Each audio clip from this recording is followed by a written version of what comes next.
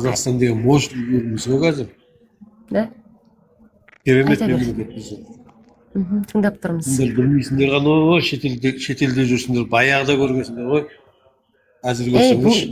Бұл жерде мен ғана жаңа бөжілде, мына Роза бөжілдеді, Алия деген қыз кеп бөжілдеді. Қазақстанды көріп мен қорқып жатырмын, өйсіп тозып кеткесіңдер ма деп. Кеше референдумның кезінде көрдім Қазақстанның ауыл аймағындағы сайлау учаскаларын көріп.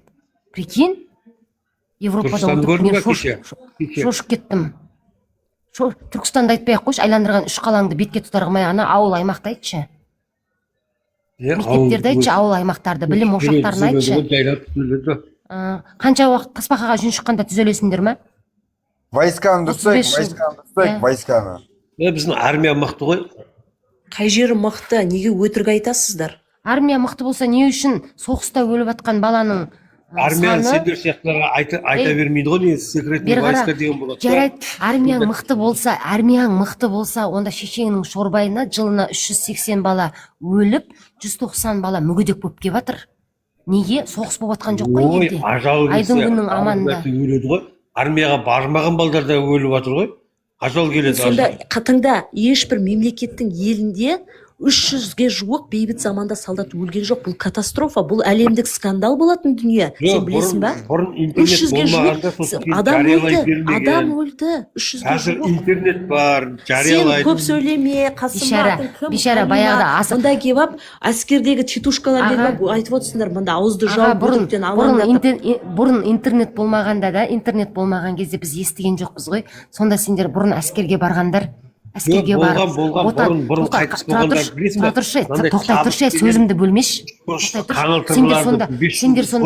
Сендер сонда отан қорғаймыз деп барып, көттеріңді қорғап, өздерің педофилден зорлық көріп, сосын екен ғой елімізде 1,5 мың педофилдің түрмеде жатқаны, я? Педофилизмді үйреніп келген екенсіңдер ғой, әскерге барып. Екеуінде шығара салайықшы, Айткүл, екеуі де әдейі істеп отқан адамдар. Келіп өтіріктен алаңдатып, мұнда. Екеуі де титушка, мына екеуі де. Мен шығарма, мен ел үшін, жер үшін жүрген баламын. Спортсмендердің бәрін баяғыда уже алып алған. Сендер Бәсе каналында тұр ғой, не спортсмендер туралы. Мен спортсмен емеспін. Сіздер өстіп ыржың болып жүргенде ел кетіп жатыр. Мен білмеймін, осыны сендерсіңдер ғой, ел тағдырын айтатын еркектер, атқа мінерлер.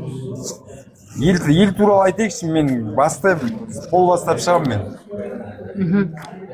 Ұяшық аш, Асек. Одан кейін менің эфиріма кіресің, осы жерге жазып қойыңшы туатында. Мен қайтып жазамын ба, жазамайын ба? Мен қол бастап шығам, Қасымхан, мен есім Қасымхан болады. Қасымхан. Шынымен жаның ашса, саяси белсенділерді қаржылай қамтамасыз ет, қаржылай көмек бер. Менің эфиріма келсең, Күміс деген апаның, Марат Жыланбаевтың ертең түрмесіне баруға қаражат жинап жатырмыз. Одан бөлек Мирболат ағамыз кеше тіл үшін сотталып кеткен. О кісіге де қаржы жинап жатырмыз. Мәртсіңдер ма, жандарың ашима отанымызға, тілімізге, жерімізге, саяси белсенділер, түрмедегі жатқан саяси белсенділерге ақшалай көмек беріп отырыңдар.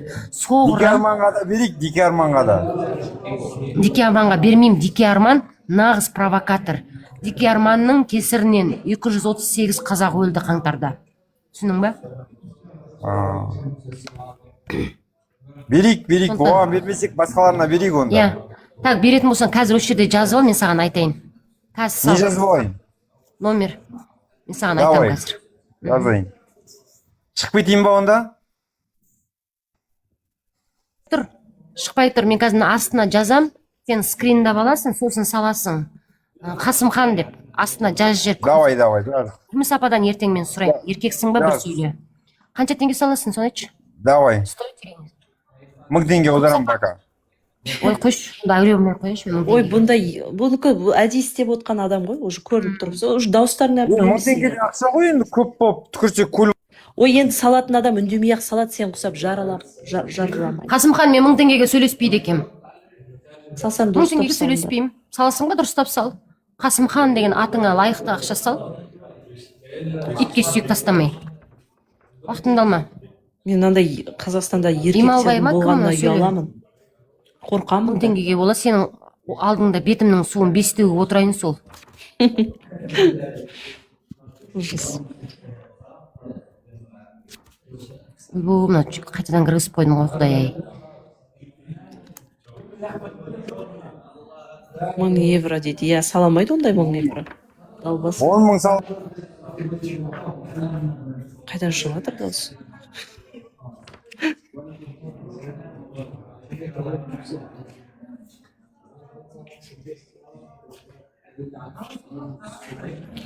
Жалепстан кесей көз тастап отырсың ғой.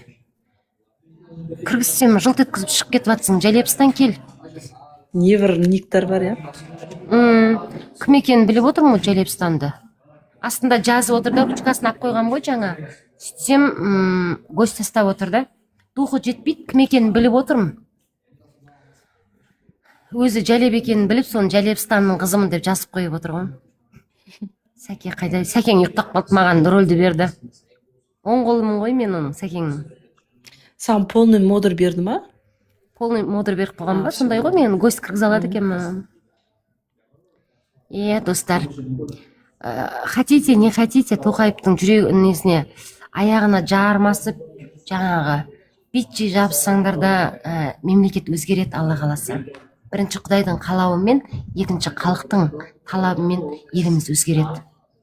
Сондықтан осы бастан аяғымызға оратылмай, пайдаларың тимесе, зияндарыңды тигізбей, бір жерлеріңді бүйтіп жүріңдер, жарай ма? Айттық, болады ол нәрсе. Себебі сыртқы саясатты көріп отырсыңдар, ішкі саясатты көріп отырсыңдар. Менің қазағым құл емес, бұлар тұрады бір күні. Кедей қазақты ойлап жатқан шығарсыңдар, езіп, кеудесіндегі жанын алып қойым деп. Жоқ, соңғы рет бір сермейді бұл қазақ. Мен сенімдімін. Жылқы мінезді қазақ соңғы рет болса да аяғын бір сермейді.